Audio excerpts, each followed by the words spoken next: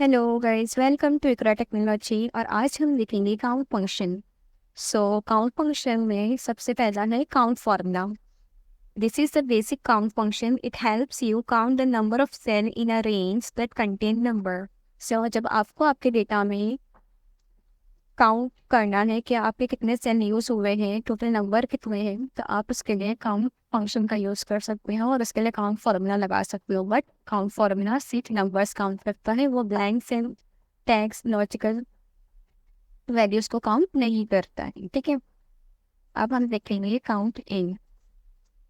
This function counts the number of non empty cell in a range, means whether the content is text, number or anything else.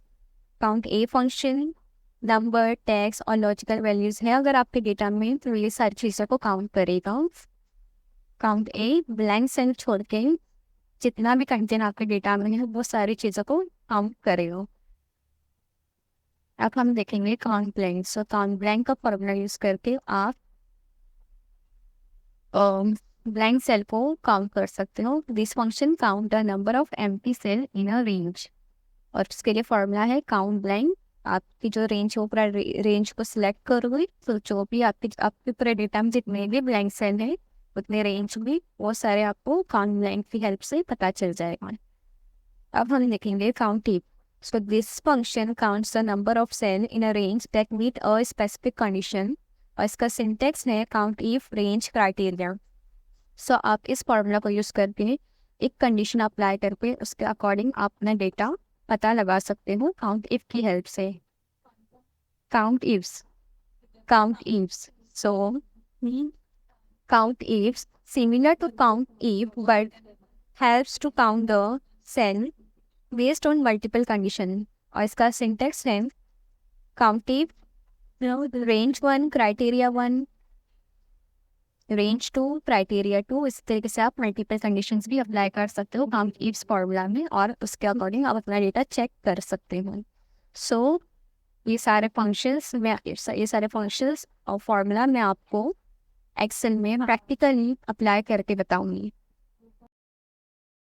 तो first हम देखेंगे count. Count जो है वो total numerical values को count करता है। जैसा कि आप देख सकते हो डी कॉलम में टोटल जो वैल्यूज है वो सब न्यूमेरिकल है, और मुझे पता लगाना है कि टोटल कितने सेल में न्यूमेरिकल वैल्यूज एंटर हुई है। इसके लिए मैं यूज करूंगी count formula. Equal count, count पे डबल क्लिक करेंगे, देन हम ये पूरी वैल्यूज को सिलेक्ट करेंगे और ब्रैकेट क्लोज करके इसको एंटर करेंगे। तो आप देख सकते हो टोटल 17 सेल है जिसमें न्यूमेरिकल वैल्यूज हैं। ठीक है, और जो काउंट जो है वो सिर्फ न्यूमेरिकल वैल्यूज को काउंट करता है, इसके अलावा ब्लैंक, लॉजिकल वैल्यूज, टेक्स्ट, ये सारे वैल्यूज को काउंट फंक्शन काउंट नहीं करता है। इसके अलावा अगर मुझे जानना है कि टोटल नंबर ऑफ प्रोडक्ट कितने हैं, तो इसके लिए मैं कौन सा फॉर्मूला यूज करूंगी, काउंट ए। काउंट ए जो है वो हमारे टेक्स्ट को, नंबर को, लॉजिकल वैल्यूज को काउंट करता है। तो इसके लिए हम यूज करेंगे काउंट ए फंक्शन। काउंट ए पे डबल क्लिक करूंगी, देन मैं ये पूरी वैल्यूज को सिलेक्ट करूंगी, ब्रैकेट क्लोज, एंटर।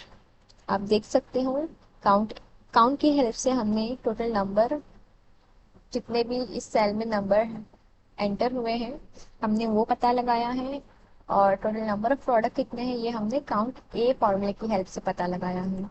इसी तरीके से अगर आप मुझे जानना है कि टोटल ब्लैंक सेल कितने हैं, तो मैं यहाँ पे कुछ ब्लैंक सेल्स को इंसर्ट करूंगी।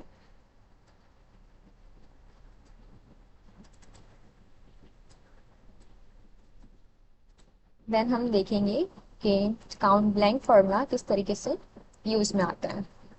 Equal count blank, double click, then मैं ये पूरे डेटा को सिलेक्ट करूंगी जहां से मुझे ब्लैंक सेल कितने हैं ये पता लगाना है, ब्रैकेट क्लोज, एंटर। ये देखा आपने 5 सेल है जो ब्लैंक है, 1 2 3 4 5।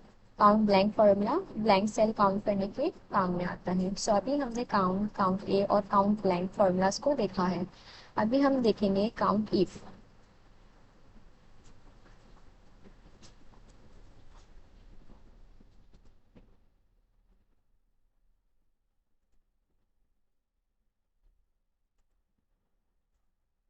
आपने अभी कोई भी ब्लैंक सेल यहाँ पे नहीं है, तो जो हमारा फॉर्मूला है काउंट ब्लैंक वाला वो भी ज़ीरो हो गया है। अब हम देखेंगे काउंट ईफ। अब मुझे देखना है कि मेरे इस डेटा में जो लैपटॉप है वो कितने सोल्ड हुए हैं।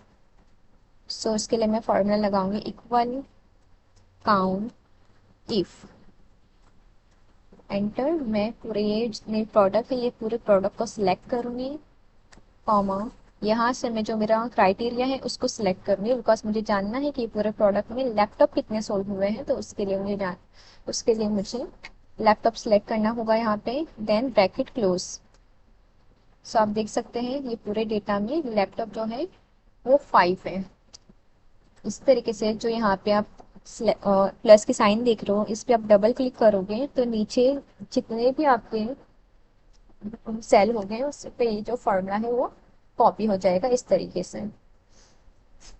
सो आप देख सकते हो सीपीयू 2 सोल्ड हुए हैं, मॉनिटर 3 सोल्ड हुए हैं ये पूरे प्रोडक्ट में।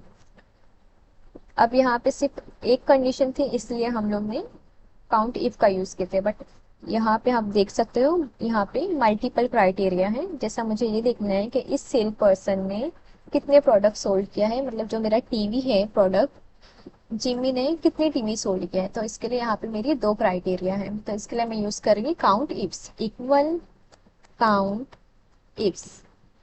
डबल क्लिक करेंगे, देन हम फर्स्ट क्राइटेरिया हमारा सेल्स पर्सन है तो इस पे मैं पूरा सिलेक्ट करूंगी, देन कॉमा इसके बाद हम जिमी को सिलेक्ट करेंगे जो कि हमारा क्राइटेरिया 1 है, रेंज 1 है, कॉमा सेकंड है हमारा प्रोडक्ट।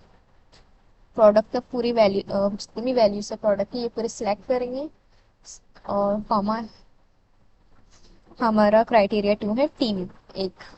ठीक है, देन ब्रैकेट क्लोज। इस तरीके से अगर आपको और भी कंडीशन यहाँ पे अप्लाई करनी है तो आप काउंट इफ्स फॉर्मूले में अप्लाई कर सकते हो। मैं अपने ब्रैकेट क्लोज करके इसको एंटर करूंगी तो आप देख सकते हो कि जिमी जो हमारा सेल्स पर्सन है उसने 2 टीवी सोल्ड किए हैं। तो इस तरीके से आपको आपका डेटा एनालाइज करना हो, चेक करना हो तो इजीली ये सारी फॉर्मूलेस की हेल्प से आप कर सकते हो। सो मैंने आपको count, count A, count blank, count if and count ifs को प्रैक्टिकली करके दिखाया है। सो अब हम नेक्स्ट फॉर्मूलाज देखने के लिए हम नेक्स्ट वीडियो में मिलेंगे।